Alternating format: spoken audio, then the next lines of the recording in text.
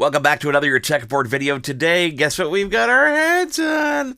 iPhone 13 mini and iPhone 13 Pro Max.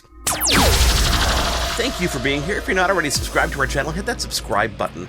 And don't forget that thumbs up if you do like this video towards the end of it. By all means, do that. Subscribing and giving us a thumbs up, even leaving a comment below, helps us to know that you like the content, and we'll bring you more of it just because we love you, and that's what we do. So today I'm talking about a couple iPhones. If you are paying attention, then you know that Apple had their fall event last week, and they announced these a whole series of new iPhone 13s. Of course, there's also a new iPad mini, which we'll have our hands on later in the week. But this is just going to be our quick unboxing of these two devices so you can see what you get in the packaging. We can compare them to last year's generation and see what's really different. Obviously, as I do this, I want to show you there's a couple things that's changed just in the packaging alone with Apple's commitment to sustainability. There's less plastic and more paper on this device. If you take a look over here, you can see that you've got that paper strip over here that we're going to rip off from the side. One over there. Rip that off over here.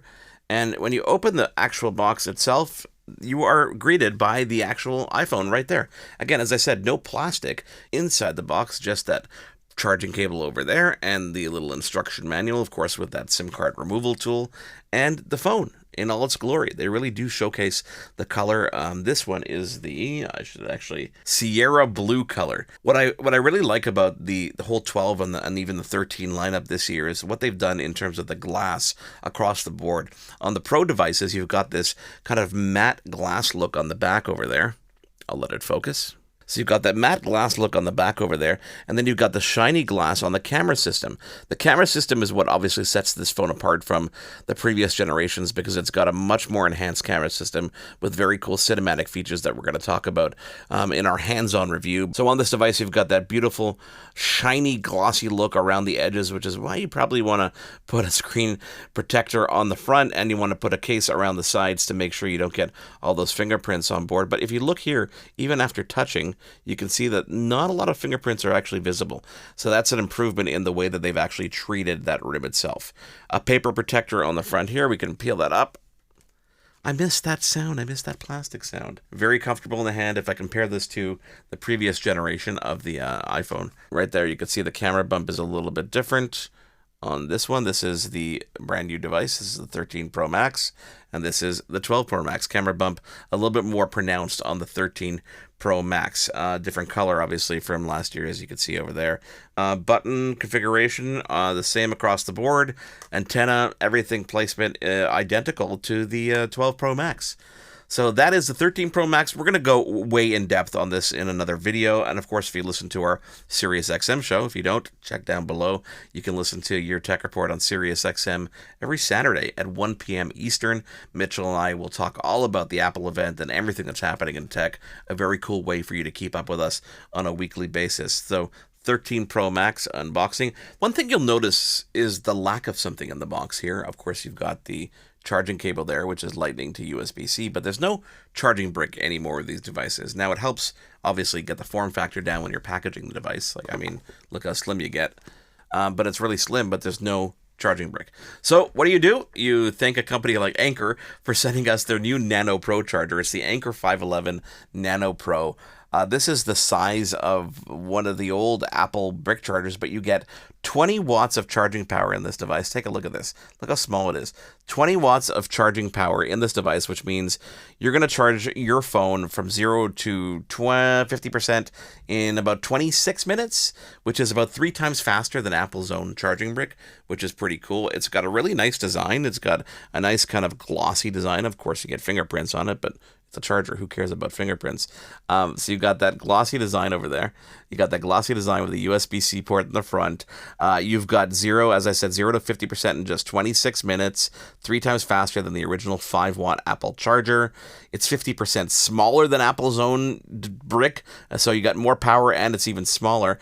And it's got great software on board, which is pretty cool. And the software gives you temperature control, intelligence charging, so you're never going to overcharge your device or undercharge your device, which is pretty cool. So it's a safer way to charge your device in terms of a third-party way to charge your device. Obviously, Apple's own brick is available there as well, but this is cheaper and it does a better better job at charging your device, which is pretty cool.